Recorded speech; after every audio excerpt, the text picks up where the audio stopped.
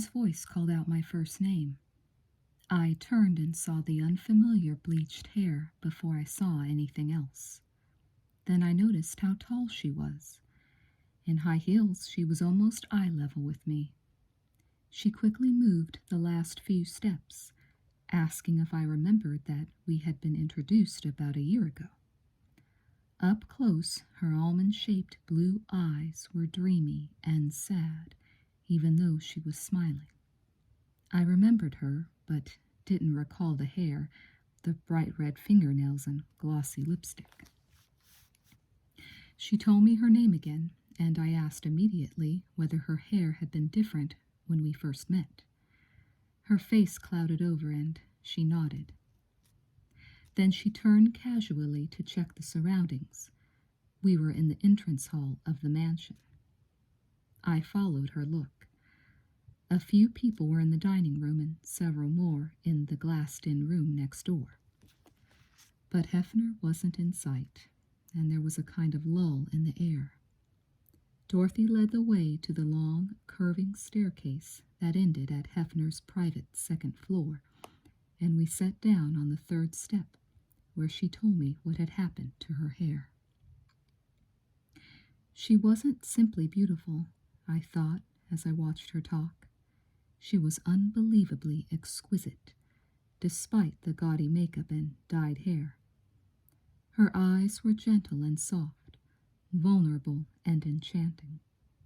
Her lips were generously full, with the top lip protruding slightly over the bottom. In repose, it made Dorothy look pensive. She was perfect from smile to body. Translucent, Audrey Hepburn would later describe her. Dorothy looked the way they used to paint an angel. She told me she had made a movie in her native Canada. Not a very good one, she said, called Autumn Born. There had been bit parts in a couple of Hollywood features, Skate Town, USA, and Americathon with John Ritter. She had done an episode for TV's Fantasy Island and would soon do a Buck Rogers show. She had an agent named David Wilder. Did I know him? Otherwise, the volume of fan mail had chosen her Playmate of the Year, but the decision wouldn't be announced officially for another 6 months. She would soon begin another layout for Hefner, a history of blonde movie goddesses.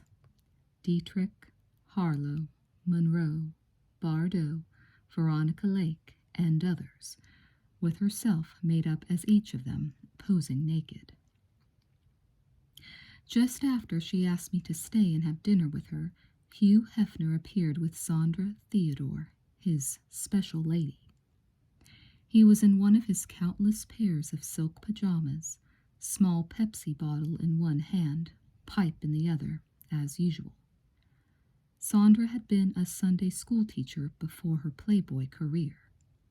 Her blonde hair had also been bleached nearly white, and though she had done a few walk-ons in pictures and TV, mainly she helped to run the private orgies for Hef, participating at whatever cost to keep him happy. When I had seen her lately, she looked very sad and would soon be eased out of the mansion. Because I had failed to make an appearance for that weekend's Playboy TV special tapings, Hefner nodded coolly to me, peremptorily took Dorothy's arm, and swept toward the dining room with her and Sandra. I phoned my house to say I would be staying longer than the 20 minutes I had planned to touch base with Hefner, and went back to find Dorothy. She was waiting midway in the buffet line next to Roseanne Caton, a fine black actress who had posed for Playboy. Roseanne later would tell Colleen Camp that she had noticed immediately the strong vibrations between Dorothy and me. Dorothy's look now was playful as she said, "Changed your mind?" We grinned at each other and our eyes held for a moment. When I asked if she was staying for the movie, Dorothy said she would call home, and if her husband wasn't there, she would stay. "Oh," I said, "she was married?" By the time I had my plate filled, Dorothy was seated at Hef's table, next to Jim Brown at the far end from Hefner and James Caan. but there were no vacant chairs in the room, and I had to eat in an adjoining alcove. I finished quickly and went back to the foyer, where Dorothy joined me. After we resumed our places on the staircase, I asked if she was happily married, and, for an instant, Dorothy gave me a very direct look, then turned away and said that she was having a few problems, but these were not her husband's fault. Had she had many boyfriends before she was married? Dorothy shook her head. There had been only one, Steve. After nearly a year with him, she had seen a ring she was sure he would like and began to save up the earnings from her Dairy Queen job. She told no one of her plans, and did not mention to me the 15 weekly visits she made to the store to pay off the gift. For Christmas 1977, she presented the ring to Steve, but little more than a week later, jealous of other men's attentions to Dorothy, he stopped the car one night, got a wrench from the trunk, took off the ring, violently bent it out of shape, and smashed the stone. It was the end of their relationship. Dorothy told the story dispassionately and with such innocence that I was stunned. My heart went out to her. The ring seemed to represent a great deal more than one boy's boorishness or brutality. How could her charm and beauty, I thought, be capable of evoking such violence? Why, in our first conversation, had she told me such a savage story? I immediately associated the incident with her marriage, but her answers were so bland and evasive, I could only sense that she wasn't happily married. Some hidden turmoil was unmistakable. I was doing a movie in New York, I told her before we parted, and maybe she would read for me. She said she would love to, and when I told her I had very much enjoyed talking with her, I was amazed to see her eyebrows go up and her face suddenly redden. She smiled softly and said she had enjoyed herself too. We shook hands, her grasp gentle but strong, her skin smooth and moist as a flower. We moved apart, and I glanced back to watch her disappear into the living room. She waved. Through the rest of October, through November, December, and most of January 1980, neither Dorothy nor I suspected that we felt the same way about each other, that we thought of each other all the time and wondered how we could become closer.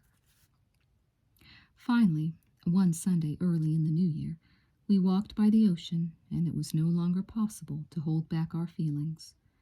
We clung to each other as two people might who find themselves the only couple left on earth.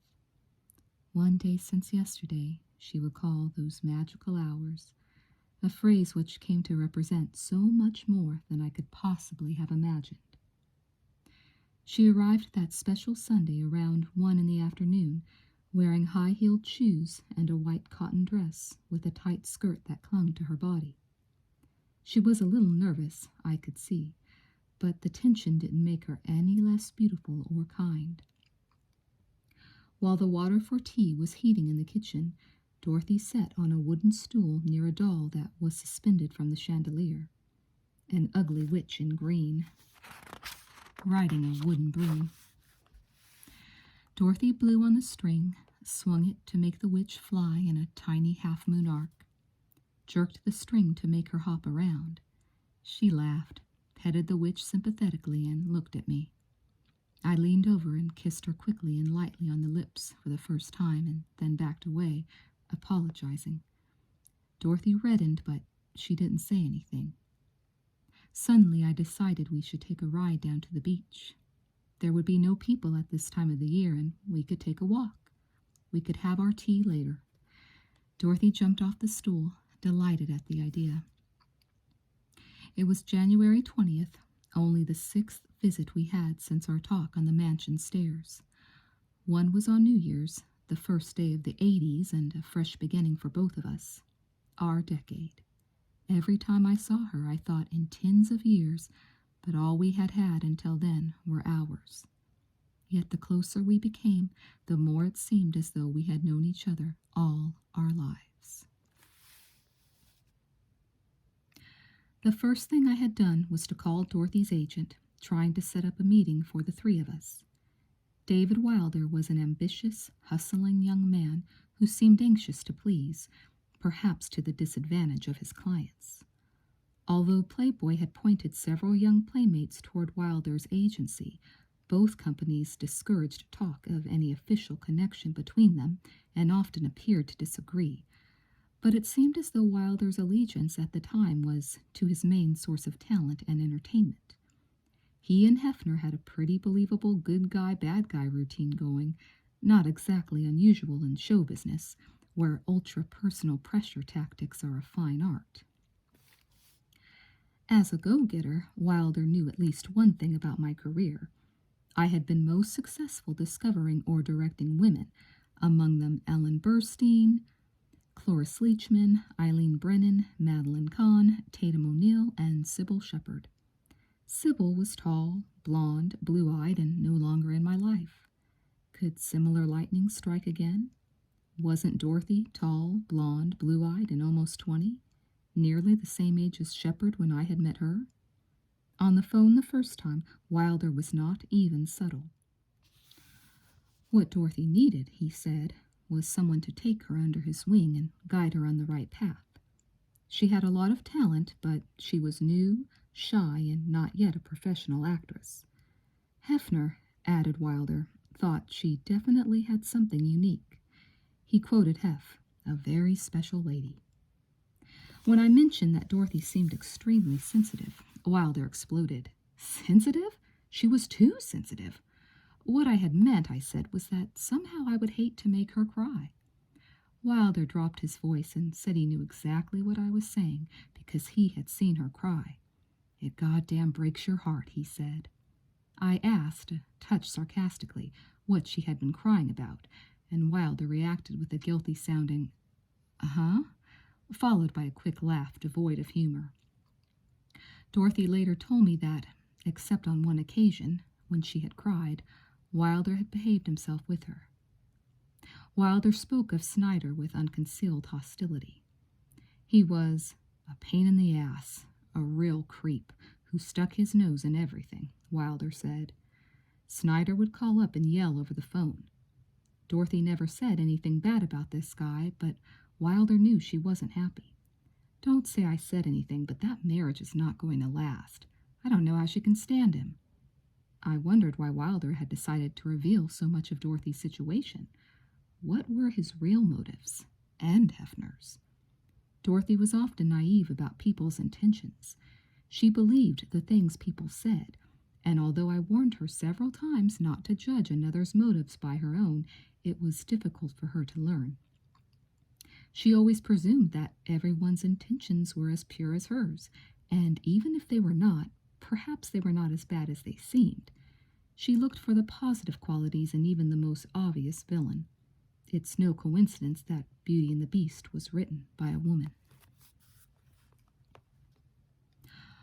Although 10 days passed between the talk on the stairs and Dorothy's first visit to my house, I saw her twice more, briefly, at the mansion. I had gone there hoping to speak with her, but that proved impossible. Hefner had called personally to ask if I would appear in some additional shots for the pajama party section of their TV special, which meant being photographed dancing in pajamas and robe. A year before, I had gone to one of these and pretended to have a great time, though resolving never to go again. But Dorothy had changed everything, and I arrived that night in sleeping attire as the party was winding down. Hefner was marching Dorothy into the television monopoly room, along with a large group of serious-looking network people. He snapped a cassette of the previous week's party footage into the video player, and everybody watched it. As the tape rolled, Dorothy sat studiously on the edge of a chair, her hands folded in her lap. Hefner hovered directly beside her, occasionally explaining things, seemingly to the room, but mainly to Dorothy. I wondered if they were having an affair. Certainly Hefner was indicating a proprietary interest in her. She nodded once or twice and appeared to be absorbed in the footage, but she neither smiled nor frowned. Her expression remained set. It was the first time I had seen any kind of photographic image of Dorothy Stratton.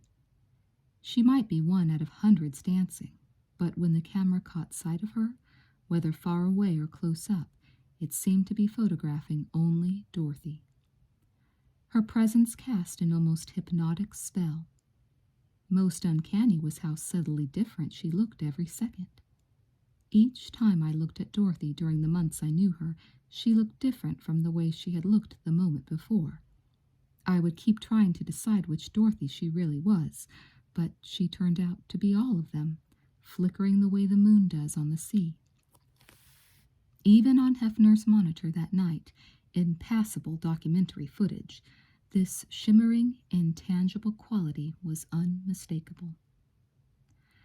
A kind of hygienically raunchy singing group called the Village People were doing a song called Ready for the 80s, and Dorothy was on stage with them, weaving smoothly to the rhythm and improvising her moves around the musicians.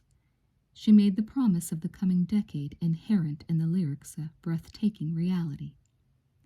When she swayed or bowed a couple of times, there was an audible reaction from the crowd in the TV room. I looked over at Dorothy watching herself, still deadpan. When the tape ended, Hefner ejected the cassette, took it and Dorothy under his arm, and left the room quickly, followed by the same busy group with whom he had entered. I followed at a distance. By the time I saw Hefner in the entrance hall, accepting congratulations, Dorothy had left for home. I told Hefner the stuff looked good, and he nodded agreement, took the pipe from his mouth, and sipped his Pepsi. "It swings," he said, and smacked his lips several times reflectively.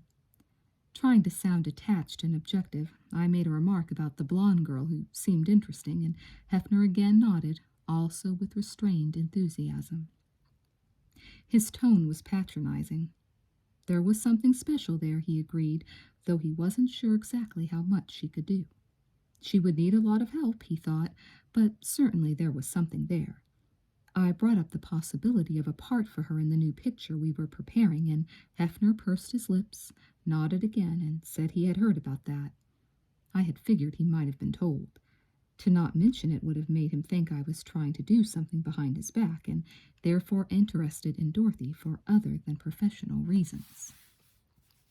Of course I was, and so was he, but I knew the rules and understood that not even a breath of this could pass between us, no matter how strongly it was felt. So we stood on the marble floor and tried to sound like a couple of professionals discussing business. "Wouldn't it be interesting," I said, "to have Dorothy play an extremely efficient secretary? One who could do 5 things at once? Talk on 2 phones, file, write shorthand and type?" She had told me of her secretarial skills. "Like Rosalind Russell," I started, and Hefner quickly jumped in with the title of the film I had been about to cite, His Girl Friday. We both grinned, and Hefner's victorious look required a little flattery on the speed with which he had identified the reference. He said he saw what I meant. It might be a good idea to play against Dorothy's obvious physical beauty, and he nodded 3 times, thinking I finished the sentence, and emphasized her intelligence and ability. The next afternoon at Hefner's, I saw Dorothy several times, though I wasn't certain she had seen me until one tense moment when we exchanged little more than 2 sentences. It was a warm Sunday, and near the tennis courts, a roller skating rink had been improvised for the TV cameras. Loud music played through many speakers. Soft drinks, beer, hot dogs, hamburgers, Eskimo pies, and popcorn were available. There were several film and TV actors around. Hefner and Jim Brown were conspicuous among the skaters. Columnist Max Lerner stood on the sidelines watching. The scene was dominated, of course, by a great many very attractive women in all sorts of summery, revealing outfits. But for me, no one could begin to compare with Dorothy Stratton. There she was, over 6 feet tall in her orange roller skates, wearing a lime green 1-piece bathing suit and green leg warmers, gliding through the air, her expression as enigmatic as the Sphinx. Occasionally she smiled, but with no trace of girlishness. More often she appeared serenely unaware of the surroundings, as though her private world was somewhere far away. At the edge of the rink, I stood next to Lerner and watched Dorothy. Hefner skated holding her hands. So did Brown. Max was telling me at some length about the brand-new young girlfriend who had changed his life. At one point, Hefner started a bunny line, placing Dorothy directly behind him. Brown latched on next, and then a score of others. The cameras caught it all. I walked up the paved hill above the rink and watched the goings-on from there. After several minutes, Dorothy skated away from the others and spun to a stop directly below me. She faced away from me, her hand on her hip, chewing gum with her lips closed firmly. She stayed there for a few moments, surrounded by the noisy music, looking off into the distance, independent, lovely, and strangely forlorn. Her face remained expressionless. In mid-afternoon, out on the back lawn near the jacuzzi grotto and pool, Dorothy and I had a brief exchange that would turn out to be the last words we ever shared at the mansion. I would make only one more visit there, nearly 10 months later, 2 days before the murder. The television crew had moved on to a bathing suit sequence. Dorothy and several of the other playmates cavorted in and out of the water, inside the grotto and under the sun. The Chuck Mangione band played while the guests lounged on huge, brightly colored cushions that the houseboys had tossed all over the lawn. Dorothy was standing alone between the band and the pool. I had been looking for an opportunity to approach her, but she had been constantly occupied. Coming up behind her, I said that if she felt like talking, I would be over on the cushions with a couple of friends. Dorothy turned only halfway toward me. She seemed anxious and apprehensive. She was working, she said, and they really had her going, but she would try.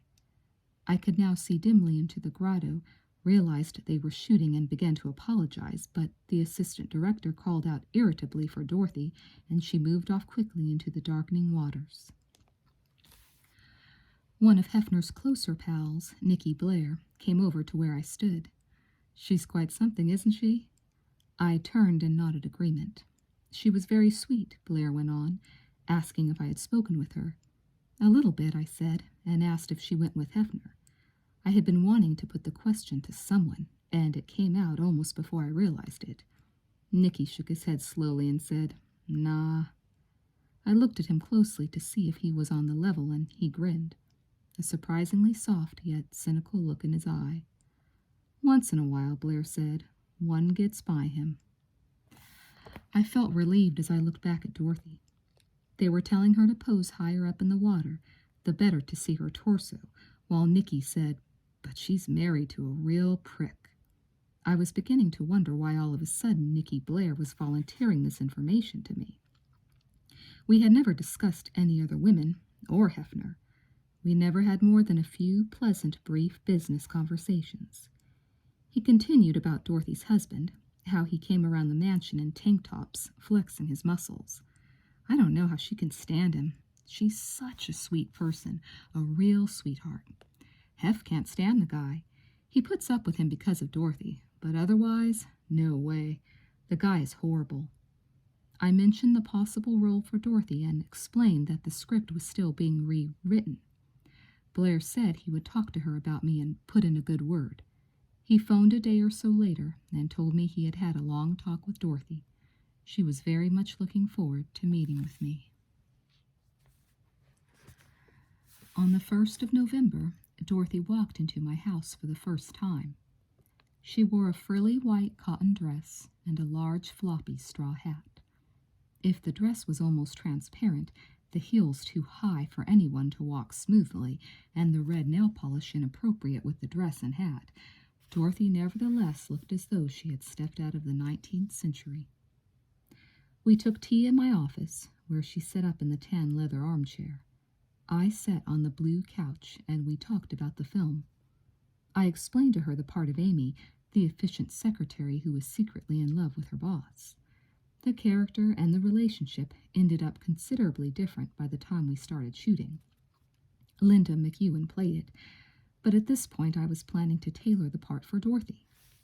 Later, I would rewrite the entire script, creating instead a major role for her that rivaled Audrey Hepburn's in size and importance. As we read Amy's few scenes together, Dorothy asked questions and was extremely quick to catch on. It didn't take more than a few minutes for me to realize she was a natural actress with a fine ear for nuance and a wry, simple delivery that always rang true. She also seemed to absorb thoroughly whatever she heard. I would find that, unlike most people, she never forgot what was said. Perhaps because she herself never said anything superficially, she never listened superficially either. We discussed her stage name. The Screen Actors Guild had another actress registered under the name Dorothy STRATTEN. Therefore, Dave Wilder had said she would have to use her middle initial for billing. Dorothy R. STRATTEN, R for Ruth. Her husband had suggested that she use a name he made up for her, Kristen Shields. For a time, Snyder had insisted that everyone, even Dorothy's family, call her Kristen, and grew livid if her real name was used. I suggested the possibility of D.R. Stratton, and later, when I called her by that nickname for the first time, her eyebrows rose in surprise, her eyes brightened, and she blushed and smiled. I glanced down at the coffee table and noticed a paperback acting edition of Noel Coward's Private Lives. I picked it up and began describing the play to Dorothy. A man and a woman who have been divorced from each other for 5 years turn up at the same hotel on the Riviera, both on honeymoons with new spouses. Their suites adjoin, of course, with their terraces side by side.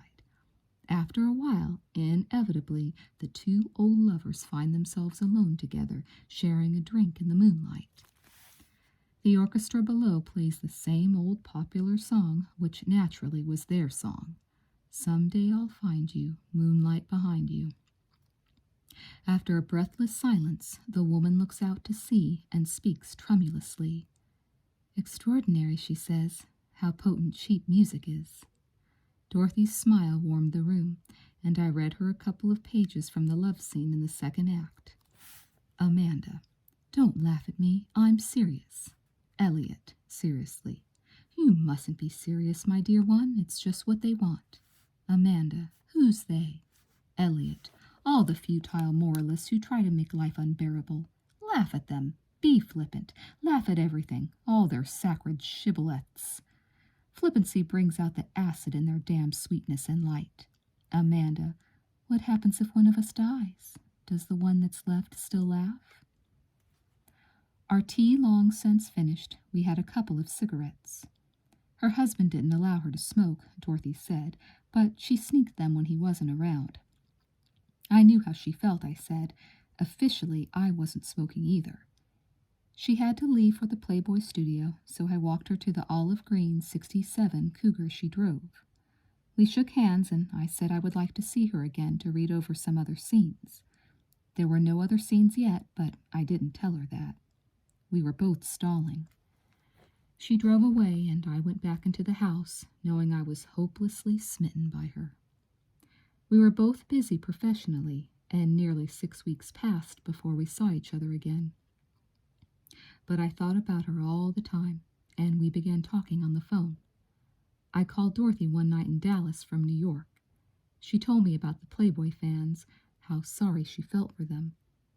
Although she was exhausted at the end of a long autographing session, she didn't like to let any of them leave disappointed. She told me daily what had happened to her. She was getting another cold, she felt very run down. Her husband was rarely home, so they kept missing each other's calls. She was lonely. She had read Private Lives and loved it and was going to read it again. Years later, I would hear of the time in a Dallas nightclub when a fat, unattractive man asked each of the 5 playmates on the tour to dance with him. Disgusted, they had all refused, except Dorothy.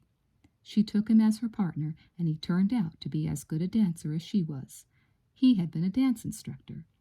Dorothy and the fat man danced together most of the evening, making quite a hit, and she thanked him for a wonderful time. Dorothy arrived at my house on the afternoon of Friday, December 7th. I didn't know her husband was waiting outside my gates throughout the meeting. 8 months later, he would be waiting again, but then he would be carrying a loaded .38 revolver.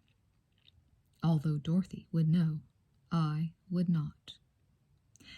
That day, we leafed through a curious book a friend had given me explaining an ancient occult science that related playing cards to one's birthday. Born July 30th, for example, I was a Jack of Hearts, the symbol for certain personality traits and life patterns developed from astrology, numerology, and metaphysics. It is a complicated procedure that I didn't understand very well, I told Dorothy, but several things I had read had been amazingly accurate. Written by Arnie Lane and privately printed in 1978, it is called What's Your Card? As Dorothy looked over my shoulder, we looked up her birth date, February 28th. She was a 10 of clubs. Flipping to the yearly charts at the back of the book, I held it open as Dorothy moved closer. In theory, the life spreads could tell you, year by year, which people would most influence your life. I knew that the cards found on the same line as one's own card represented important persons in one's life. Looking up age 40, I explained that my card, the Jack of Hearts, never moved. The others revolved around it. Did she remember her card? The 10 of clubs, Dorothy said. I looked at the chart and pointed in amazement. Her card was next to mine, on the left. Where was Paul? Asked Dorothy excitedly. His birthday was April 15th, an Aries, like Hefner. Snyder was a 6 of diamonds. I flipped back to the age 40 chart and discovered that his card was also directly next to mine, on the right. Our 3 cards were all in a row on the same line, with mine in the middle. The revelation astonished me. Dorothy seemed delighted, so I continued and jumped to the age 41 chart, where both Dorothy's card and her husband's suddenly were not next to mine. Feeling vaguely uneasy, I slammed the book shut. As I walked DR to the front door, I took a quick look at her palm, which was dry and crisscrossed with a remarkable number of lines. An indication that she had been here before, I said. She had an old soul. Dorothy smiled as though she had heard that before. At this point, she mentioned that her husband was waiting for her in the car. She thanked me and left hurriedly. 5 days later, Dorothy came over alone. She wore a gym suit and sneakers that late afternoon and made little attempt to cover the fact that she was exhausted, worried, and very unhappy. The sky had turned gray as we took our tea to the living room. Dorothy had asked me to look at a script that Snyder, Wilder, and Playboy were all trying to get her to do. The title role in Galaxina, a science fiction comedy. She did not think much of it, she said, but maybe she was wrong. Since it seemed to be her main concern, I started leafing through her scenes, and Dorothy turned away toward the window. I glanced over and asked if she was okay. She nodded silently, without turning, but I leaned forward and saw that she was crying. I said her name softly, but it startled her. She shook her head, wiped her face, and said she was sorry. What was it? I asked. Could I help? Dorothy tried to hold back a sob, but it came out anyway. She turned her face into my chest and cried quietly. After a moment, I put my arms around her. If I had known then how close to my own feelings Dorothy's were, I would have done as I wanted. Tilted her face up to mine and kissed her so there would be no doubt about how much she meant to me, how much I wanted to help her never to cry again. When her tears had stopped, Dorothy laughed. It's okay, don't worry, I cry all the time. I was falling madly in love with her, I knew, but why should she believe me? And DR was thinking, she later would tell me, because I hadn't made even a little pass. Maybe I only liked her as a friend. We discussed Galaxina, and then Dorothy told me about the Buck Rogers episode she had done, playing Miss Cosmos, the most physically perfect woman in the galaxy. The producers had said her voice was too soft and her line readings inadequate. They wanted her to redo all of them. I offered to help and wasn't surprised she had had difficulty. I said it was dialogue for robots. Later, Dorothy would tell me that the producers insisted on dubbing her voice with another actress. She then talked of her problems with Snyder. He was demanding papers that would give him 50% of her services for life. Playboy, as well as Dorothy's agents, lawyers, and business managers, were all dead set against any sort of deal giving Snyder half interest in Dorothy. But he was her manager. Managers normally got 15% maximum, everyone had told her. Wilder had mentioned to me that Snyder was trying to bulldoze Dorothy into a company they would control jointly. DR said she felt caught in the middle. She wasn't sure what to do because, after all, Paul had discovered her, hadn't he? If it hadn't been for him, she never would have appeared in Playboy. Maybe that would have been better, I said to her for the first time. Certainly she could have been equally successful with Vogue or Glamour.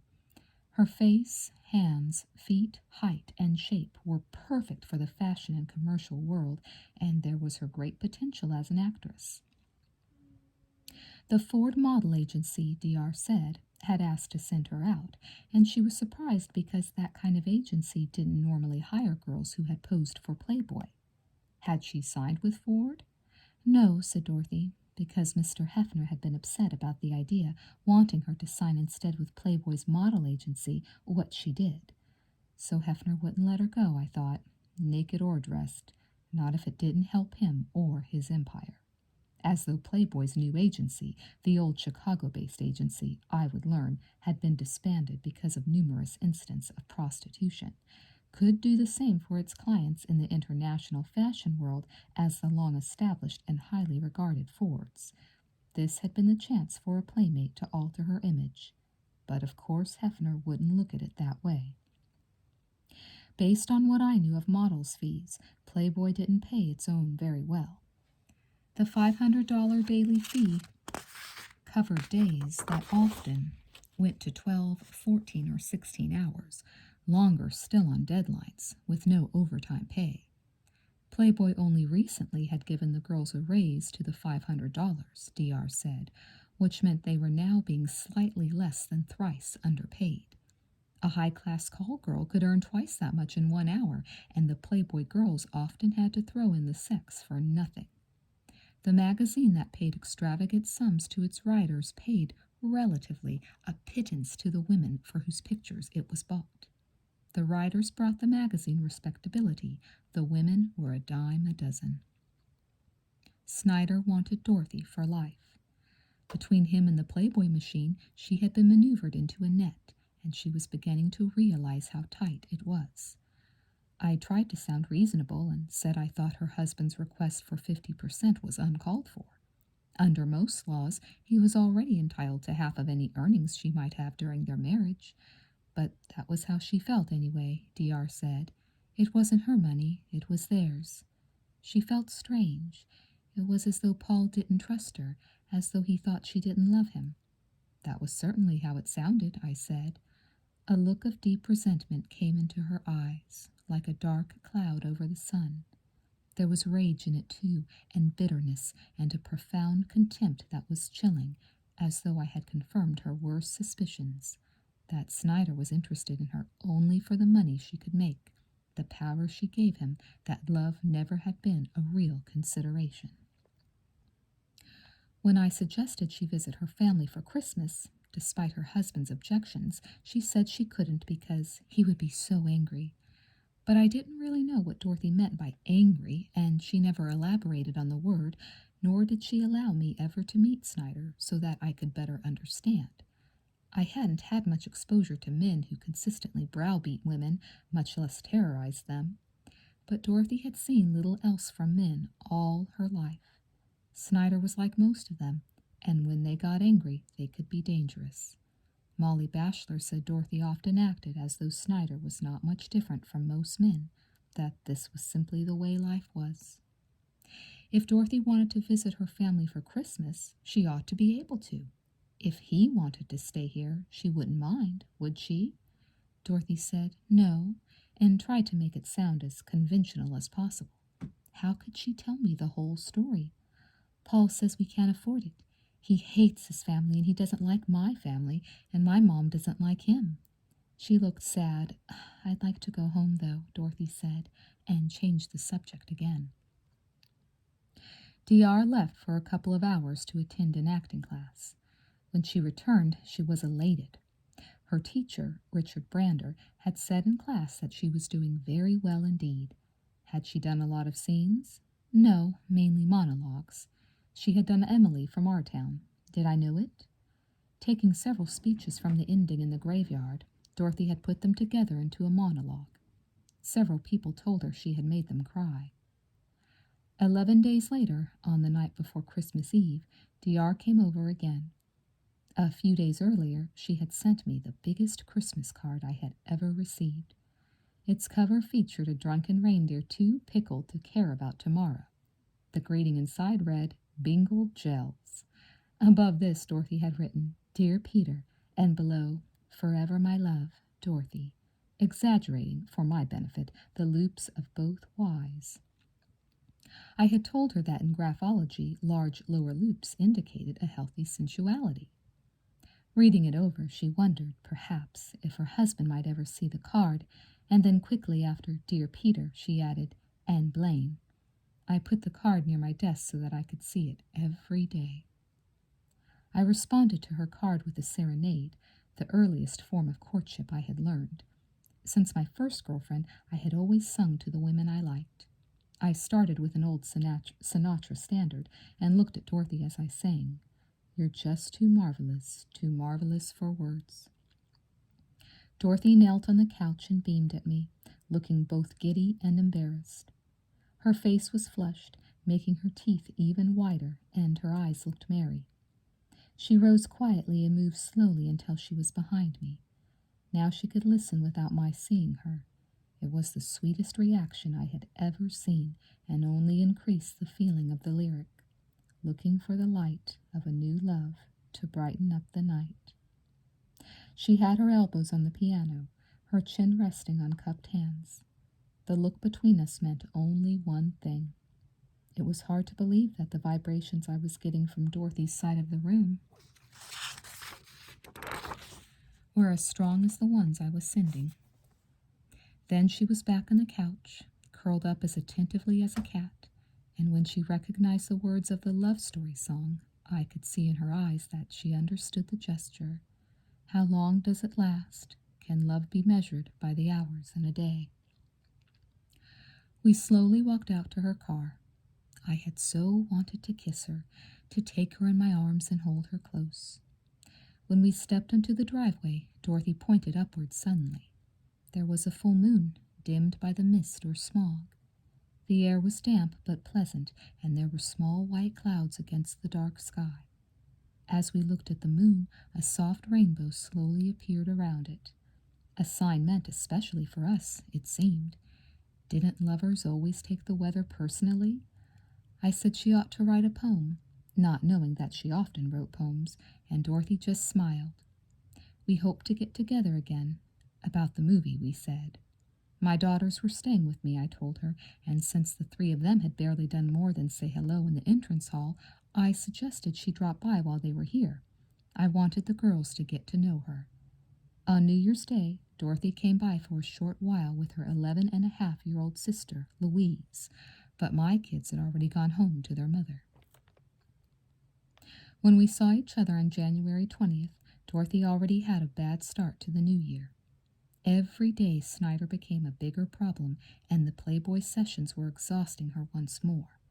On top of that, she had been bulldozed into Galaxina. When she protested to Wilder that she had decided against doing the picture, she was told that she was already committed to it. There was no other way. Backing out would ruin her name in the business. But she had not agreed to it, Dorothy argued. How could he commit her? Well, he had. Besides, it was a good part. She would be crazy to turn it down. For Dorothy, the decision forced on her was just another in a long line of compromises she had made for the sake of others. She didn't complain much. She was tired. It made her sad, she told me over the phone, the way people smiled but didn't mean it. Sometimes there was hate behind the smile, and sometimes there was only sadness. She didn't say anything more, and it wasn't until 2 years later that several people in the crew and cast of Galaxina would tell me what a terrible time Snyder had given Dorothy during the shooting of the picture. Almost every morning when she arrived, the makeup women told me Dorothy would be crying. Several times Snyder had strutted around the set, behaving obnoxiously toward everyone. The producers had no trouble understanding why Dorothy was upset every day or why she looked for excuses to stay late on the job. Without a request from her, they started sending a car to pick her up so that Snyder would not drive her to work. But there were other times, later in the picture, in her dressing room and near the set, when Dorothy shouted angrily at Snyder. She had a strangely deep, resonant voice when angry. I would hear it myself and see her eyes flash darkly. An actor on Galaxina, James David Hinton, who became very fond of Dorothy, tried to encourage Snyder to go to work. Since Snyder was very good at building exercise tables, Hinton said, why didn't he sell them? But Snyder's interest never lasted very long. There were no friendly signs between Dorothy and her husband, Hinton recalled. One time Snyder leafed through his wife's new Playboy spread with Hinton and commented, didn't she have great tits? A key sequence in Galaxina called for Dorothy to be spread-eagled against a cold water tower. The producers insisted she remain bound there for several hours, day and night. In one shot of the completed film, the tears she cries are real. Before we saw each other again on that Sunday in January, Dorothy had written and mailed the suggested rainbow poem to me in New York. But I did not receive it until after our walk by the ocean, and its obvious hints were no longer necessary. She had wanted me to kiss her that night. The moon encircled in a misty rainbow. Those who do not see it do not know it is there, and the answer for those who do, it's personal. The poem was signed, Dr. That Sunday afternoon, the kids had called to say they were ice skating. Why didn't I bring Dorothy by so they could meet her again? We drove around Santa Monica looking for the rink, and despite our equally laughable senses of direction, the rink finally turned up. As we moved down the cement walk to the entrance, we held hands for the first time. Her hand was long and narrow and delicate. Inside, the rink was dark, cold, and damp.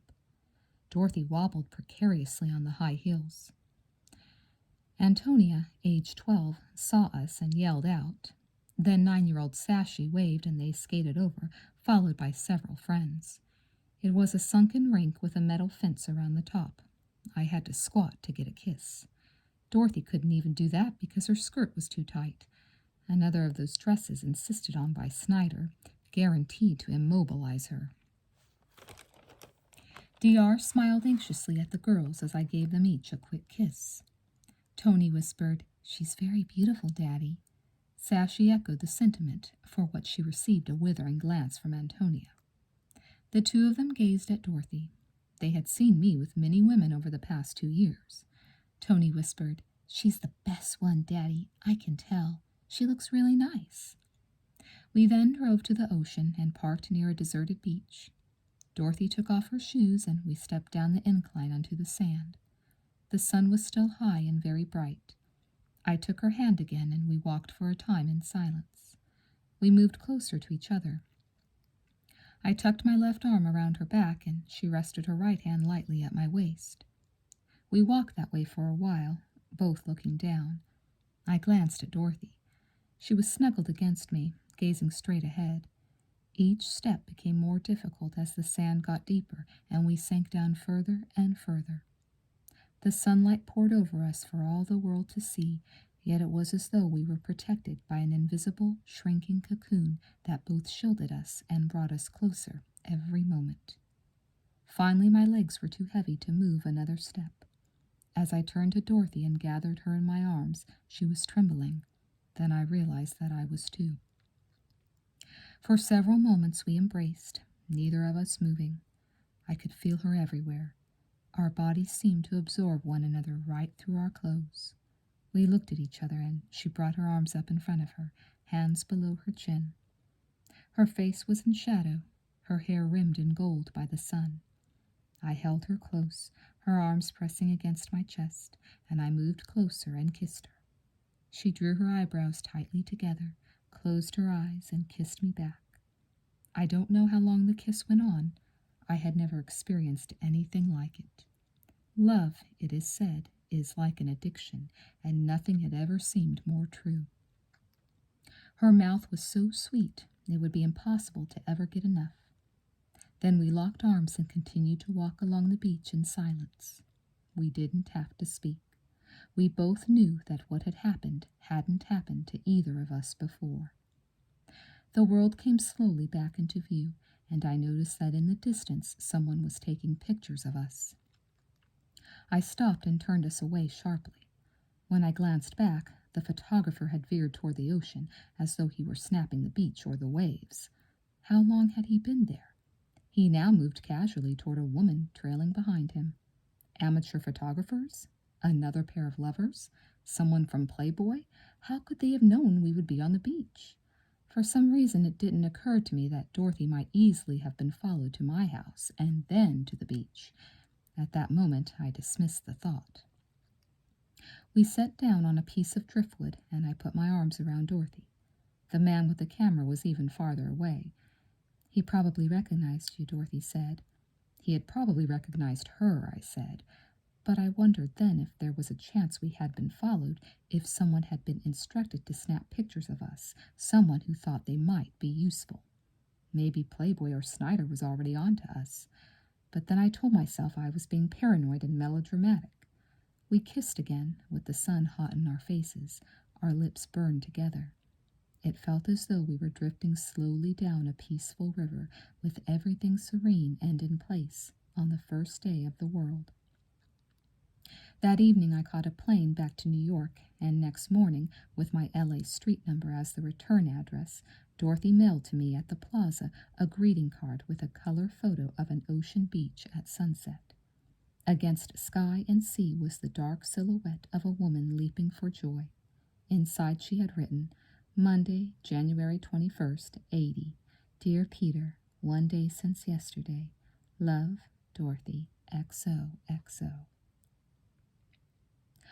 On Saturday, February 2nd, Dorothy was able to get away, and I flew back to Los Angeles for the weekend.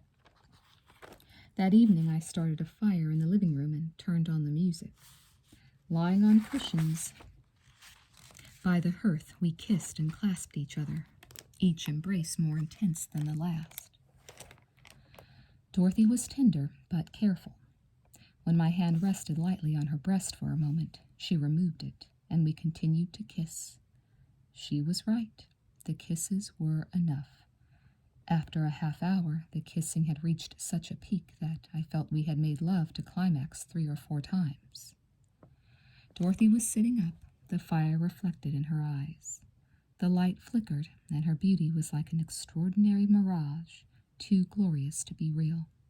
She reminded me of a unicorn, I told her, as the image flashed into my mind.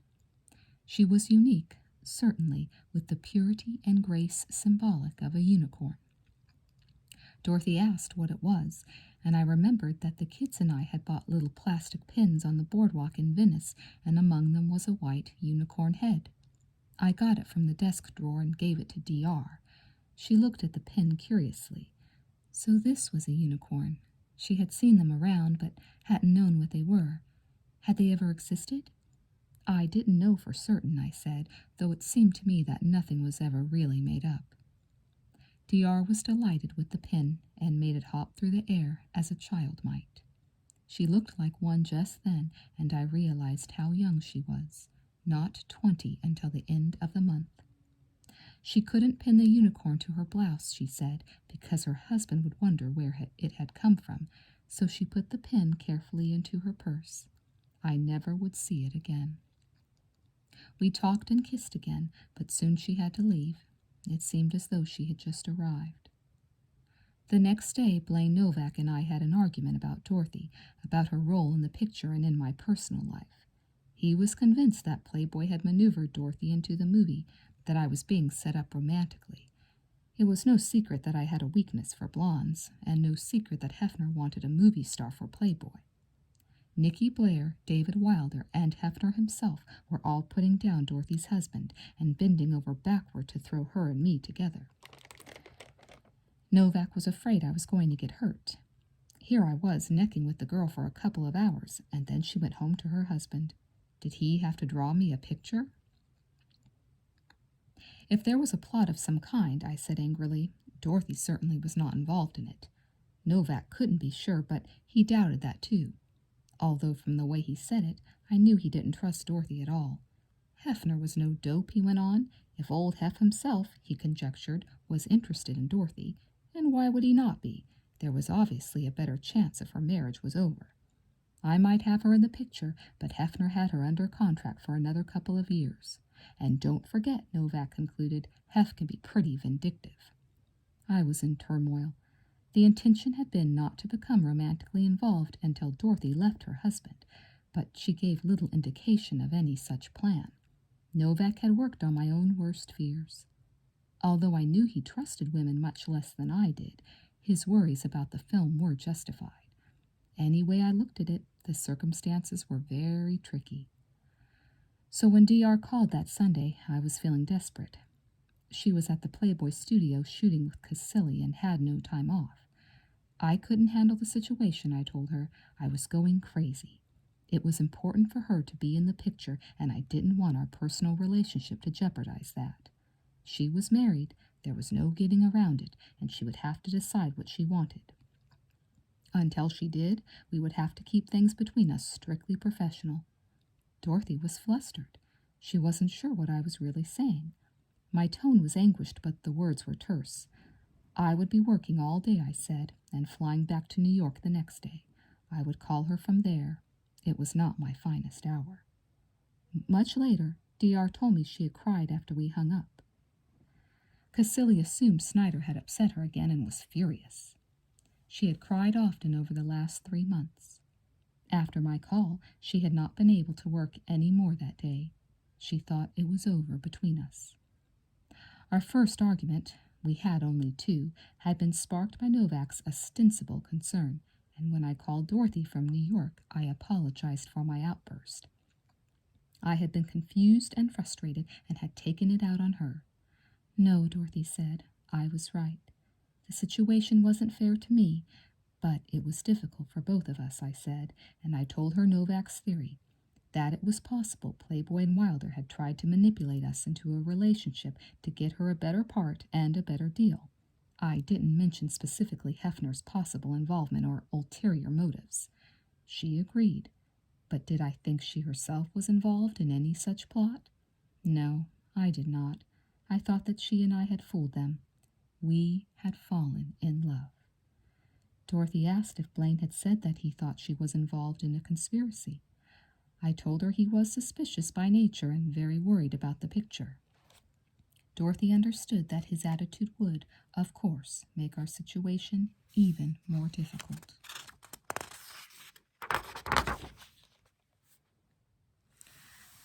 Several times in the past few weeks, DR had not been sure she was going to make it at all, especially during the incident with the puppy that Playboy gave her in Hefner's name, quite literally. They named it Marston, the boss's middle name. Dorothy was so excited that she phoned me in New York the day she received the present. Marilyn Grabowski had told her Hef picked it out himself, and DR played with the puppy during photography sessions. A few days later, Dorothy called in tears. The puppy had died. She hadn't even had a chance to take the dog home, she told me. The people at the Playboy studio said they would take care of it, but they hadn't. They didn't even feed it, she said. That was not the true story, however. For reasons I wouldn't know until 2 years later, Dorothy had lied so as not to alarm me about her personal safety. She gave false accounts to others for the same reason, confiding the truth only to a makeup woman on Galaxina. Because Paul Snyder had been responsible for the death of the puppy. He had poisoned it. Soon after, for Valentine's Day, DR sent me another poem. Looking at life through a window, watching the pain, the forced smiles, a little bit of laughter. And life goes on, leaving no time to get off the world and rest, until the very end, when time means nothing anymore, because then you have all the time in the world, forever and ever. On February 15th, I flew back to Los Angeles. DR and I had a date the next afternoon, Saturday. I gave her a copy of the Arabian Nights for Valentine's Day and inscribed several pages in a code that spelled PB loves DR. We went upstairs to play some tapes, and I wanted to show Dorothy the master suite.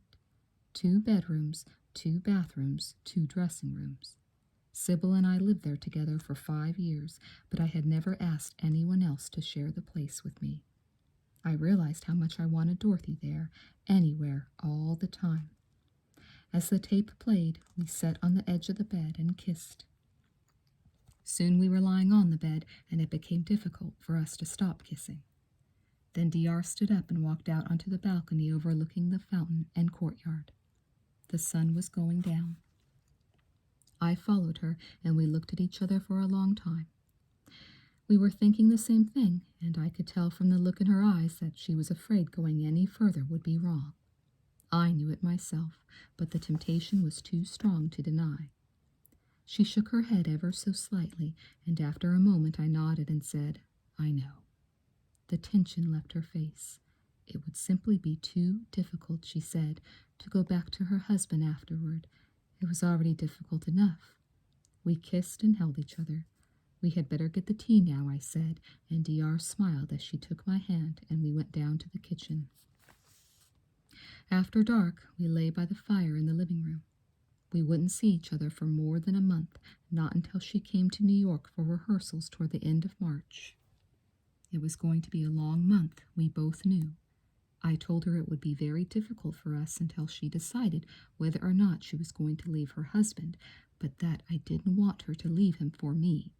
I wanted her to leave for her own sake if she wasn't happy with him. Dorothy said, "But I wouldn't leave my husband for anyone except you." I looked at her closely. How could she say that? She couldn't be that certain. She might meet someone next year. Dorothy shook her head slightly. "No, I would leave only for you." She was so determined it made me smile.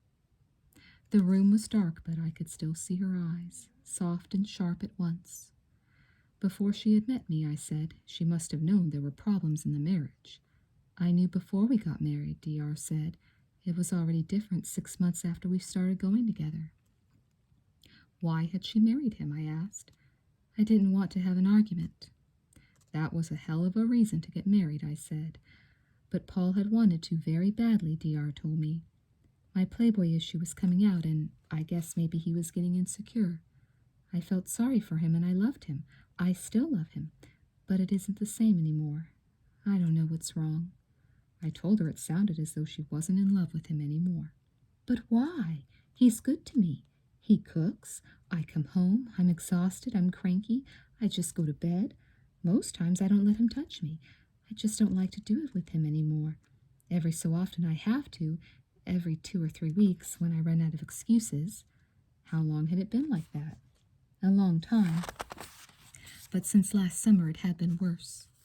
I feel so bad. I don't know what's wrong. They had only been married early last summer, I remembered. There wasn't anything she could do about it, I said. When the feelings left, they were gone. That was what I'd met before. If she had not met me, she would have met someone else.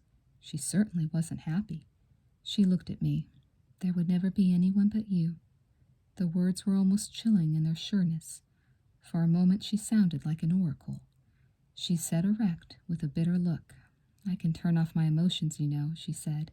I can be very hard. You wouldn't believe how hard I can be. I can be indifferent.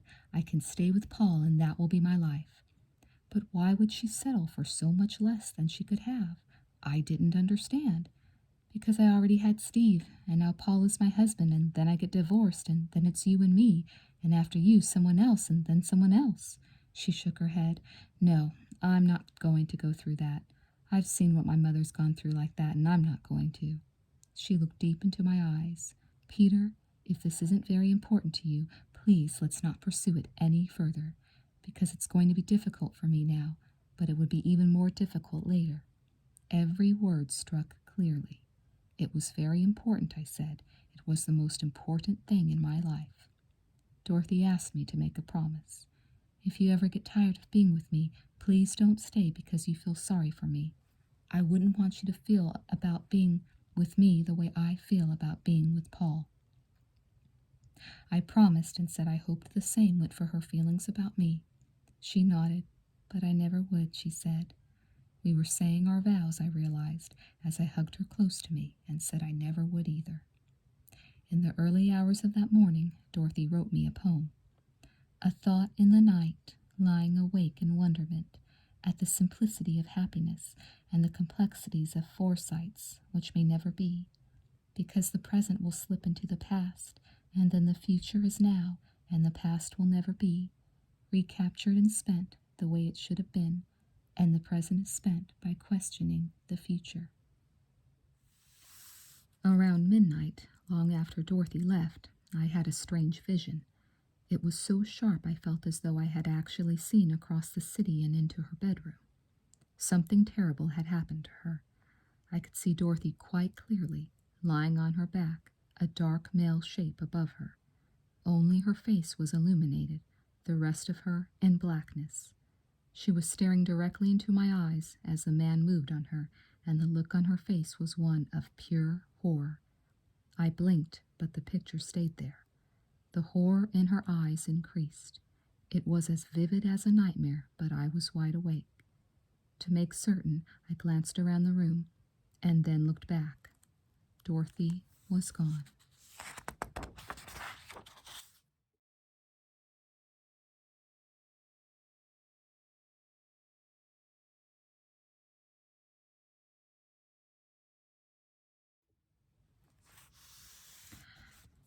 By the exit gate at Kennedy, I stood watching nervously as the passengers began to come out. We had flown Dorothy first class, so I expected her among the earliest arrivals, but she was not. Nor was she among the second wave, the third, or the fourth.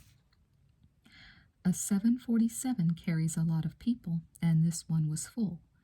I watched them all come out, but Dorothy was nowhere to be seen.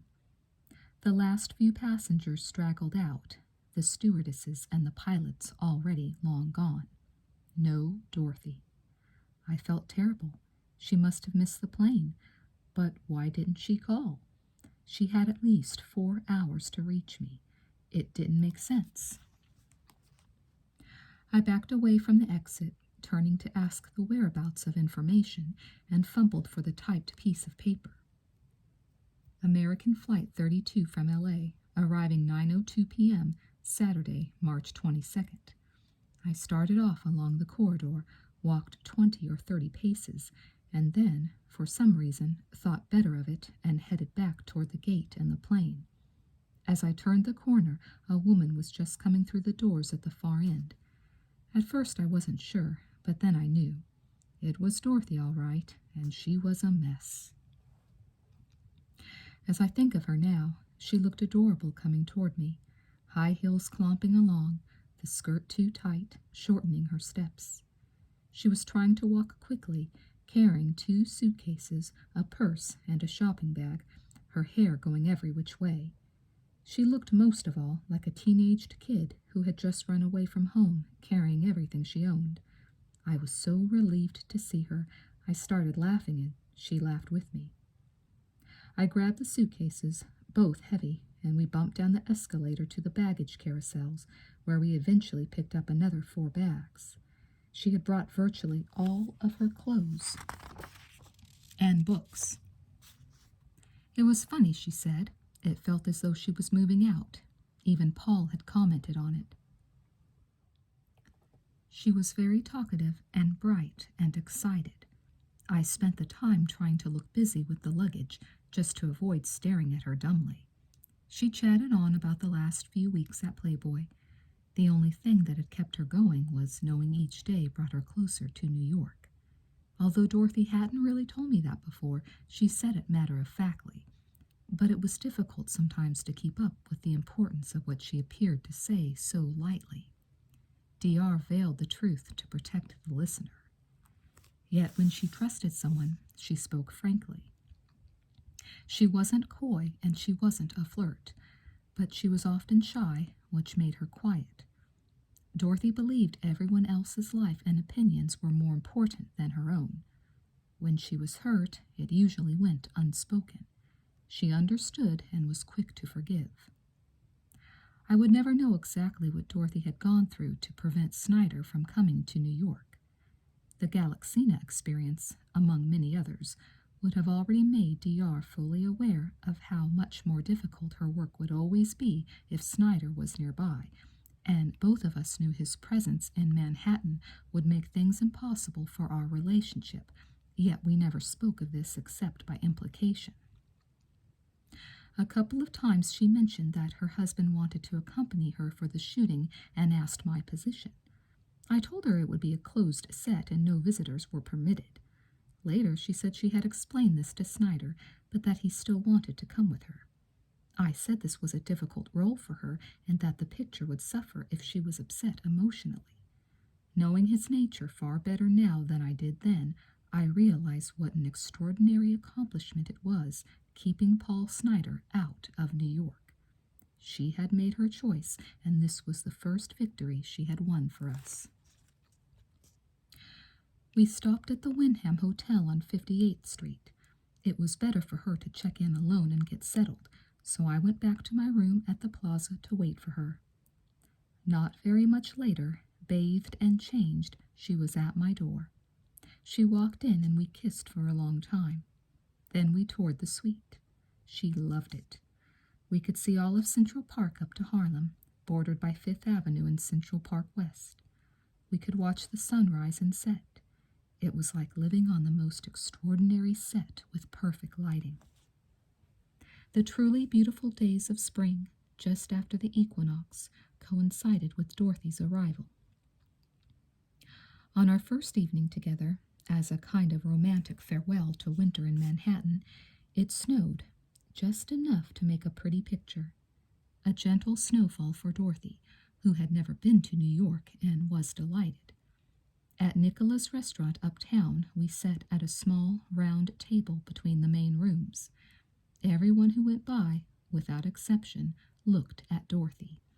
It was either terrifying or funny, but DR wasn't amused, though she said they were looking at me.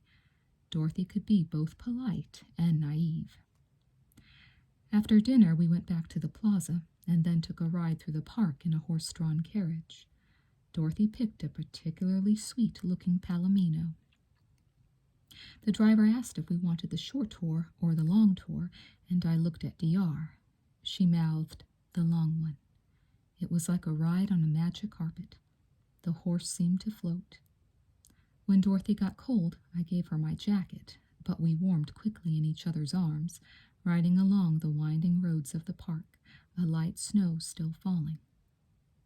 When we reached the Wyndham, her suite was warm and flowery. She showed me where she had put all her things, gracing the most ordinary acts with enchantment. As I leaned out the window to show her the plaza entrance again, Dorothy squeezed my arm and told me once more how very happy she was that it had snowed. Didn't everything look beautiful? DR was going to sleep in her own room tonight. She was clear on that point, but she liked the idea of having a late drink at my place, so we walked up the wet street. It had stopped snowing. On the bed in my room, we kissed for a long time. The overwhelming force was almost impossible to resist. Late in the evening, I played her a rough tape that pianist-composer Earl Poole Ball and I had made of a new song we had written. Earl didn't know until much later where the idea had come from, nor that the title, One Day Since Yesterday, had not been mine at all. Only DR knew the meaning behind the lyric about a clandestine meeting on a sunlit beach. like two lovers in those stories, walking slowly hand in hand, just a dream that really happened. When Dorothy realized what the song was about, somewhere in the middle of the first stanza, she smiled a private smile. She was lying on her back, with her head propped up slightly on a pillow, her hands folded on her stomach and her feet crossed. She would often lie that way, and she seemed the most relaxed at those moments. Her energy was suspended like a profound calm on the sea. We were lovers in the sunlight. When can we be that way again? Was it just one day since yesterday, when it all began? Her eyes were moist when she finally looked over at me. Early Sunday afternoon, the weather was beyond compare, so Dorothy and I, like a lot of other people, took a stroll through Central Park. The only difference between us and everybody else was that no one looked like Dorothy, which was why everyone looked at her. She was carrying a white stuffed unicorn that I had just bought for her at Rumpelmeyer's. The unicorn pin had been lost, she told me.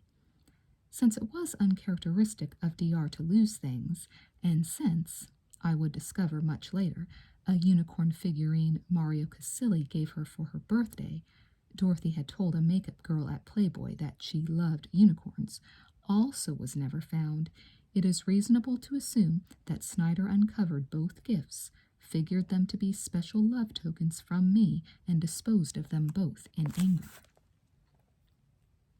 Dorothy moved briskly and stared ahead most of the time.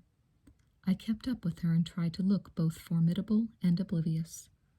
Men would stop in their tracks, turn, and stare. Women looked too, but without hostility. No one knew who she was. DR just kept moving, and eventually we cut into a side lane and managed to remain fairly secluded after that.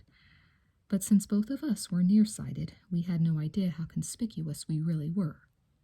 Soon afterward, a William Morris agent asked Dorothy if she and I were having an affair. He had seen us mooning around in Central Park. On that afternoon, in the park and back at my suite, when Dorothy and I finally made love, we found what we had been searching for all our lives. We truly made love, creating it again for each other, discovering it together for the first time. We floated dreamlike through the night. The lights were always off and the shades drawn when we made love because Dorothy wanted it that way. She was extremely modest.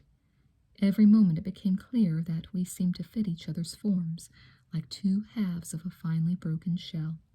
It was the purest experience I had ever had, and as natural as breathing. It was the brightest time of our lives. I would wake up and watch her lying asleep beside me, and I could hardly believe she was there, that she really existed, that she wasn't a dream.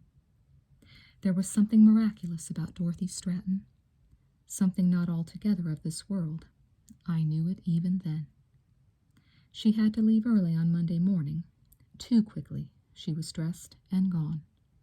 About an hour later, I got up and looked out at the park. The trees were growing green again. The sun was behind Fifth Avenue, bathing Central Park West in gold. I walked into the bathroom and found a message from Dorothy. Using a bar of soap, she had drawn on the mirror a huge heart with an arrow up through the center. The drawing stayed there for well over 2 months. David Susskind, originally the executive producer on They All Laughed, had suffered sleepless nights worrying about the wisdom of my casting mainly unknown players. What made me think any of these people could act? Weren't they all just friends of mine? To make Susskind feel less pessimistic, we gave a party for him to get to know the cast. I got there late. Audrey Hepburn hadn't come to New York yet. Gazzara was late, and so were John and Nancy Ritter. When Susskind arrived with his wife, therefore, he was confronted with a sea of unknown faces, and, having had a couple of drinks on the way over, David was not in a tactful mood. He let the kids have it, both barrels. He had been saving it for me, but gave it to them. When I arrived, Dorothy whispered to me that Susskind had said terrible things to everyone. He had made Colleen Camp cry. Could she sing? He had demanded. Could she act? Dorothy was particularly indignant about that, considering all the pictures Colleen had done. I moved quickly over to Susskind and tried to salvage the situation, but there was no hope. Later, Ritter said accurately, "Susskind pulled us all together. Before that party, we were just a bunch of actors, but after the party, we had something in common. We all hated Susskind." David sat between Patty Hansen and Mrs. Susskind, who looked beautiful but pained. She kept glancing nervously at David's drink, which he kept refilling. Patty flirted with him mercilessly, but he seemed to like that. Then she would turn toward me and make faces. After Patty slipped away, there was an empty seat next to Susskind, and late in the evening, Dorothy went over and chatted briefly with Mrs. Susskind, trapped the whole night between her husband and Ben Gazzara, who looked like a caged animal all the while, smoking cigars and cigarettes in a chain, downing one drink after another. Then Dorothy squatted next to Susskind. He looked down at her, struck at close hand by her beauty, perhaps even slightly chastened by it. Dorothy looked up at him and said, "You know, Mr. Susskind, I don't think you're half as mean a person as you pretend to be." David gazed down at her dimly, not sure where she was going, but he tried to smile, his eyes mellowing a bit. "Oh, really?" he said. "Why is that?" Dorothy answered with great warmth, "Because you couldn't be and have such a very lovely wife as Mrs. Susskind." Mrs. Susskind became flushed and tried to smile, her eyelids fluttering helplessly. Susskind never moved his eyes from Dorothy, his smile frozen in a kind of sad glaze, more forlorn than I would have thought possible. "Oh, I don't know," he said after a while. "I'm pretty mean." If They All Laughed was going to be the way I wanted it to be, its characters would behave with politeness and good humor. There would be grace in their sadness and stoicism in their dealings with life. Yet there would be a hope to better their own destinies. Against all odds, they would keep trying, and there would be little time for envy, jealousy, or hate. Earl Ball and Joe L. Saunier had written a line in a song Colleen Camp was going to sing, and as the shooting went on, I realized that if the movie had a single point to make, their lyrics said it. If you love someone, you want what's best for them. Making a picture is a drug of sorts. You check out of the real world for several months, with no time to think about life's problems. The world you are creating becomes reality, as well as both mission and obsession. At once, the ultimate escape and the ultimate trap. And DR and I were surrounded by that fantasy world and the problems of maintaining it 24 hours a day. Barely 4 weeks later, as we sat in the limousine taking Dorothy to the airport, a cassette played songs we had selected for the picture. Dorothy would be gone almost a month, to Canada and then to LA, on a publicity tour for the forthcoming June issue of Playboy, in which she would be displayed over numerous pages as the Playmate of the Year. There would be a press conference with Hefner, interviews everywhere, on local and national TV and radio, including the Johnny Carson Show. Dorothy would see her family and friends in Vancouver and attend her mother's wedding. And she would see Paul. She still hoped she wouldn't have to see him until Los Angeles, but he had said he was going to meet her in Vancouver, and she dreaded the encounter. Dorothy's shoulder rested against my chest, and our heads were together, leaning back against the seat. How little time we had really had. How much had happened. It seemed that only a day ago she had arrived. Then a few days later, my daughters had flown in. Then we had started filming, and for good luck I had made certain Dorothy was in the first shot. DR had cast an extraordinary spell over my two daughters. Barely a week after they had arrived, the three acted as if they had known each other for years. What made the girls most fond of Dorothy, I think, was her ability to enter their world without patronizing them by acting either too childlike or too parental. She behaved as an equal. Without calculation, guile, or effort, she became one of them. All the phones in the suite could ring at once, with the typewriter and doorbell going full blast, and 15 people running in and out of the place. But if I could glance over at these three women on the floor by the windows, coloring a magic dragon together, I would know that nothing was wrong with the world, that everything would be all right. If I had to choose 5 moments in my life when I was most serenely happy and knew it, one of them would include those brief times I sat in the midst of a whirlwind of production and knew that, with the slightest movement of my head, I could see the 3 people dearest to me on earth.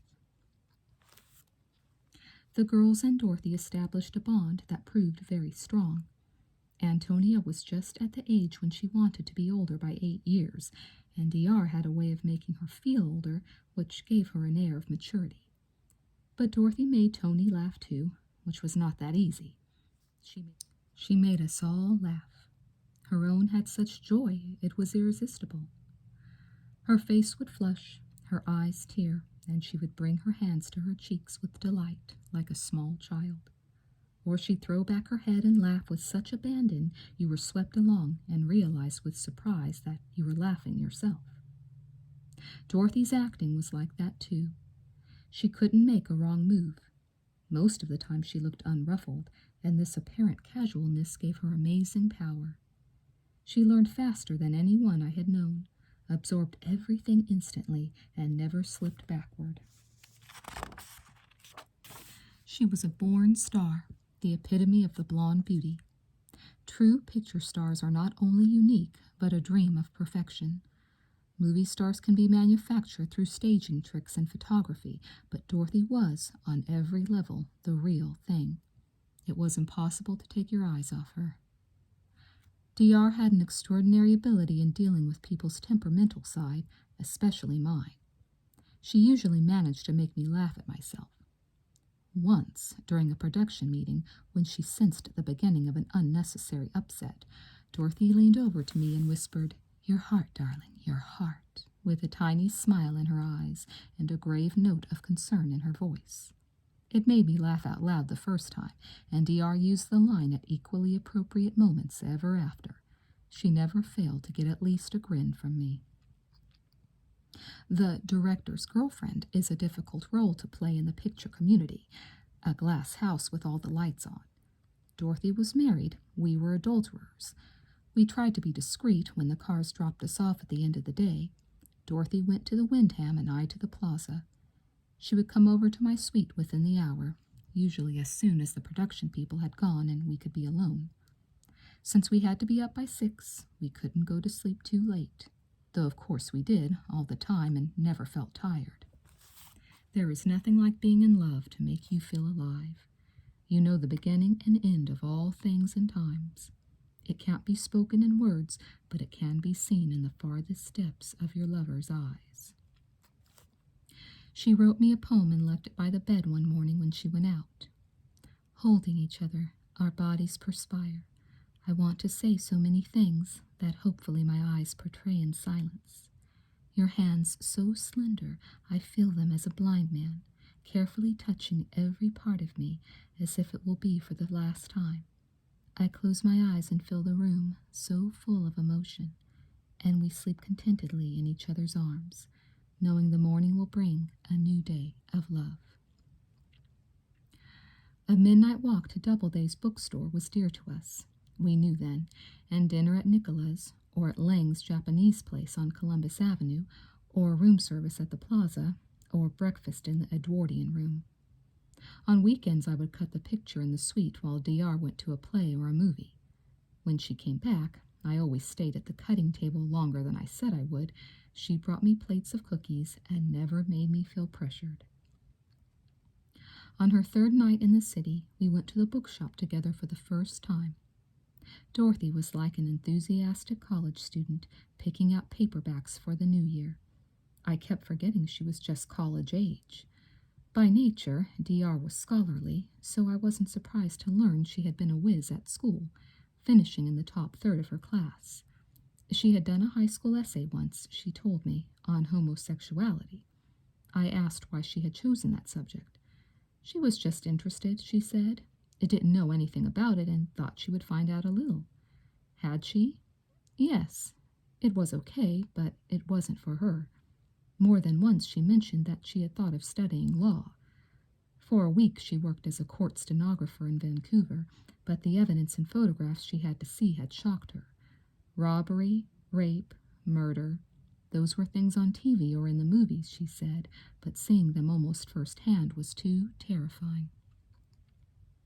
The kids and I had the best Easter of our lives. Dorothy staged an elaborate Easter egg hunt in the living room of our suite. She hid candies and chocolates all over the place, and as soon as one of the girls got close, Dorothy shouted, "Nothing near there!" When the kids found them, she would scream. The three were laughing so much it took quite a while to find all the sweets.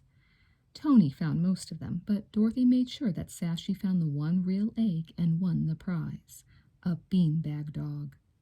The girls had picked out a large disgruntled stuffed rabbit to represent me and a small white rabbit as Dorothy. The first professional stage production Dorothy ever saw was the Broadway version of The Elephant Man, a drama about the 19th century freak John Merrick. She went alone to a matinee one afternoon while I was working. She had been fascinated by the story, and a few days later, near midnight in Doubledays, she picked up a factual study of Merrick and began leafing through it avidly. She didn't blanch at the naked photographs of Merrick's grotesquely shaped body. 5 paces away, my eyes couldn't stay on the pages she was studying so closely. DR bought the book and read it with keen interest. 1 month after her death, I would see the play. I realized then the reason DR had felt such empathy with Elephant Man John Merrick. Her outward appearance, like his, concealed and distracted from her true identity.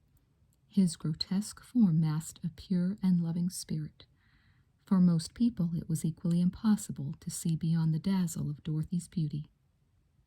DR took the kids places. She took Antonia to the park, where they sat on a large rock and Dorothy read while Tony colored for hours. It was unusual for Antonia to be so easily amused, but she loved being with DR. She felt privileged.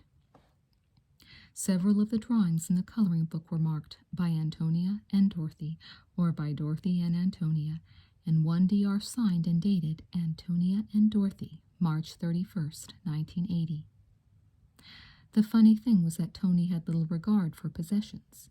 She lost everything, including watches, clothes, jewelry, but she managed to keep the Tales of Great Dragons, with its multicolored murders of ancient dragons by horsebacked knights of old for the honor of queens and maidens fair.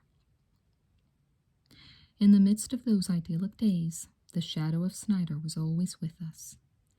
He phoned her constantly and daily left messages at the Wyndham. Say that her husband called. DR would phone him back, with increasingly strange looks from the desk clerks and elevator men who knew she never slept there. I could see the suppressed smiles when I went upstairs with her once or twice.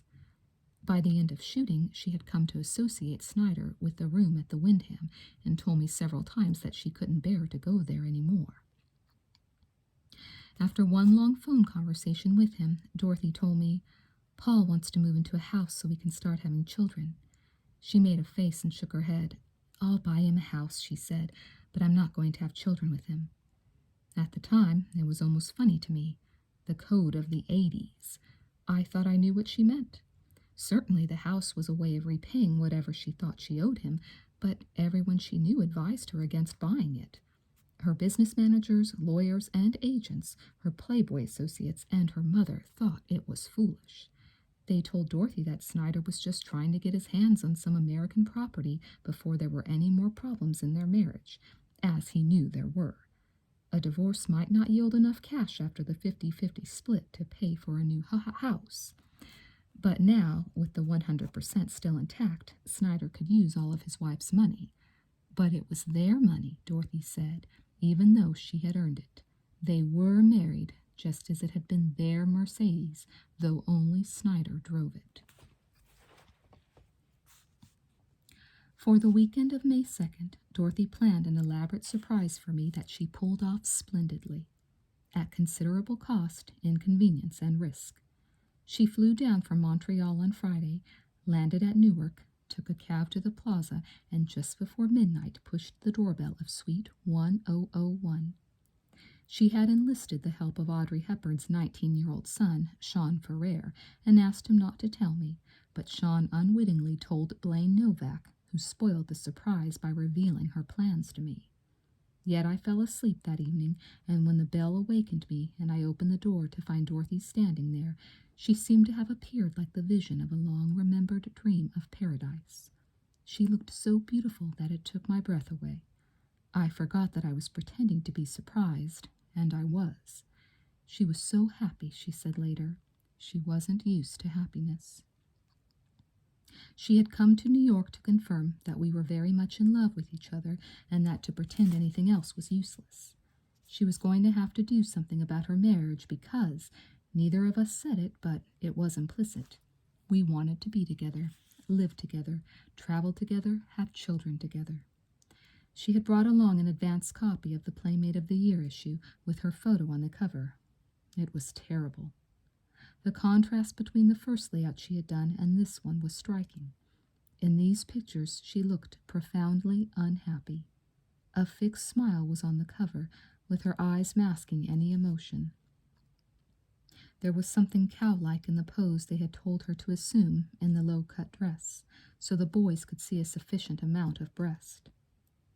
One of the most strikingly beautiful faces of our time wasn't enough. But DR had managed to remove any eroticism from her expression. There was a desperation behind her eyes. Masquerading as a mannequin, she became a human wax figure for the kiddies. The photos inside the magazine were all like that, but the one on the cover was the most frightening. It didn't even look like the Dorothy I knew.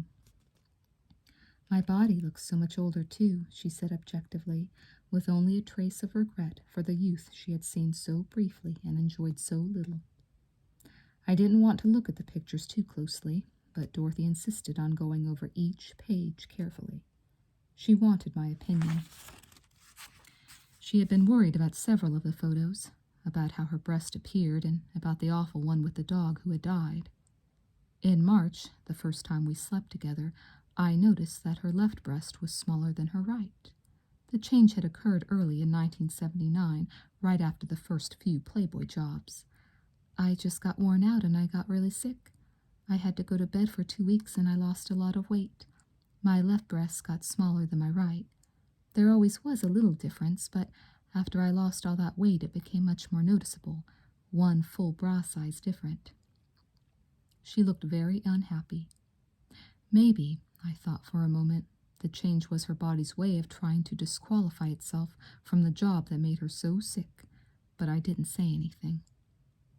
As we looked at the pictures, I saw the editors had managed to conceal the difference, but I knew the fuss required to take even the simplest pictures and thought again what a terrible strain the whole thing must have been on her. I said only that it must have been difficult, and DR said, "It was, you know?" The last word rose plaintively, still a note of surprise that the world could be so cruel. We stopped at the photo of Dorothy and the little dog they had given her with Hefner's middle name. She had already told me about this picture. They had caught her unaware, her legs in such a position that Silly could snap a good view of her vagina. Knowing Dorothy's stand about that kind of shot, and with continued pressure from Hefner, someone had suggested a dog to distract her. "It's not even a good picture," she said. The photo was overlighted and in incredibly bad taste. Dorothy's face was lit up like a joyful 10-year-old with a new puppy on Christmas, her guard down just long enough to flash her genitals to the waiting multitudes. I tried to make as little of the picture as possible, but there was no question that it depressed me. Afterward, there was always amusement in her face when she told people, "Peter doesn't like my layout." She looked pleased about that, and I asked her if she liked it. "I'm not a hypocrite," Dorothy said. "I did it, didn't I?" "But under what pressure?" "I still did it. I'm not going to go around saying I don't like what they've done to me in Playboy." That didn't mean she had to go on endorsing the magazine and promoting it. "But I do. That's what it says in my contract. It's a 3-year contract with more than a year to go. Nude pictures, nude movies and promotions any time they want." What would happen if she refused? Well, she had said no to a lot of promotions and pictures. They weren't being too bad about that now, Things definitely had improved. They could have said they wouldn't let me do this movie. They could have insisted, I am their Playmate of the Year. They're giving me $250,000 in gifts, which would be treated as income, I said, so the taxes would be heavy. DR nodded. About $80,000, she added. I don't really want any of that stuff. Maybe the camera and the watch, that's about it. The gifts were highly overpriced, and she would have to sell most of them just to pay the taxes. Many months later, it would break my heart to remember the protective way she had described her jacuzzi encounter with Hugh Hefner, a version she could only wish were true.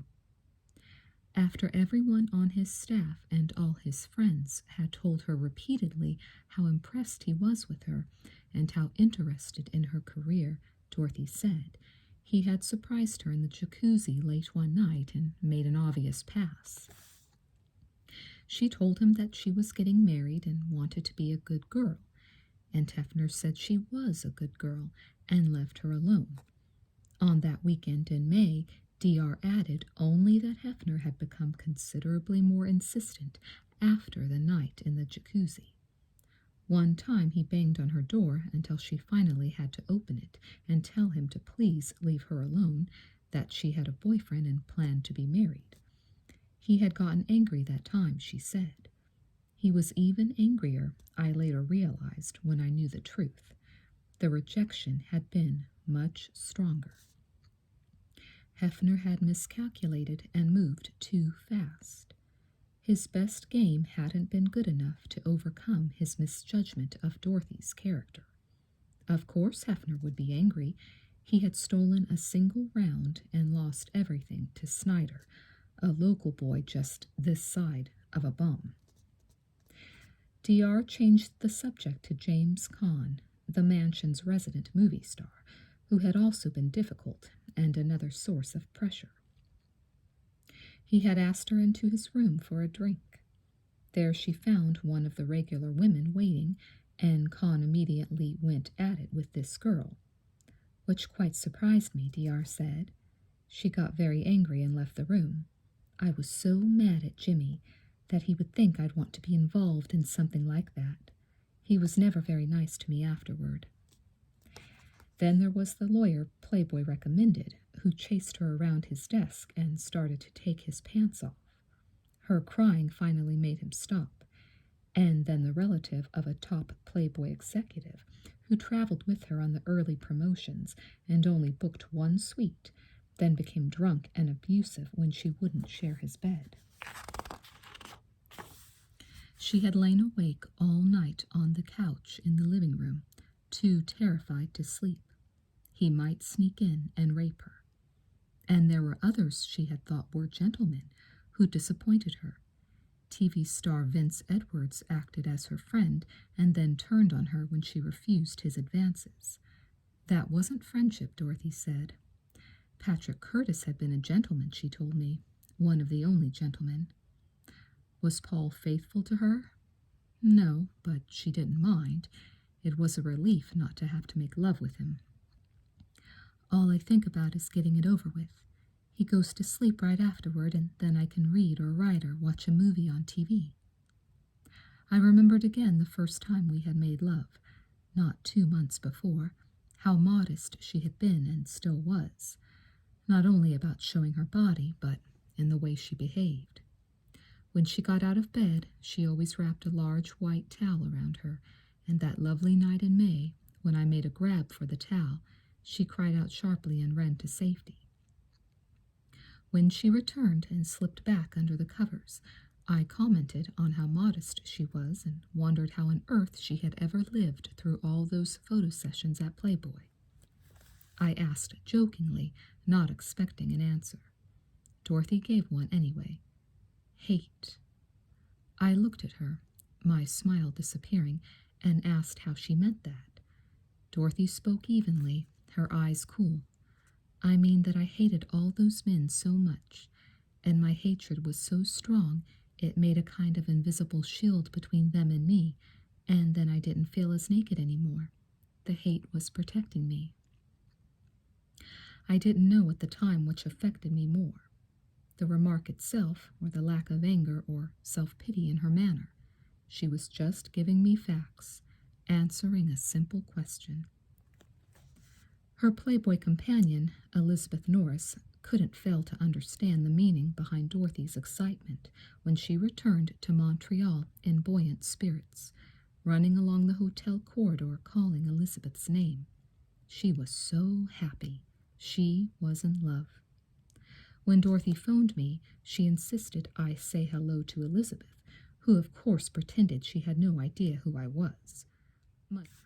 Much later, long after Dorothy's death, I would find among her things left at Snyder's house a packet of custom-printed matches from the Montreal hotel that were embossed Dorothy and Peter. Surely DR had not ordered these. Had Snyder seen them?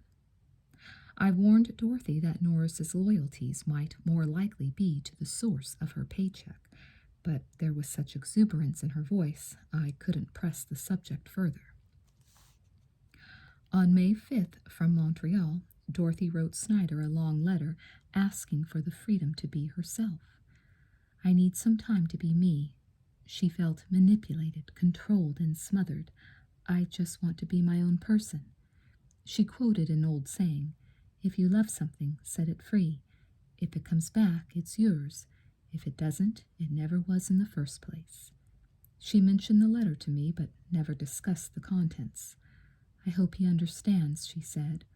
But Snyder was infuriated by the letter and flew to Vancouver to meet Dorothy when she arrived for her mother's wedding on May 10th, turning a happy occasion into an unpleasant one for everybody.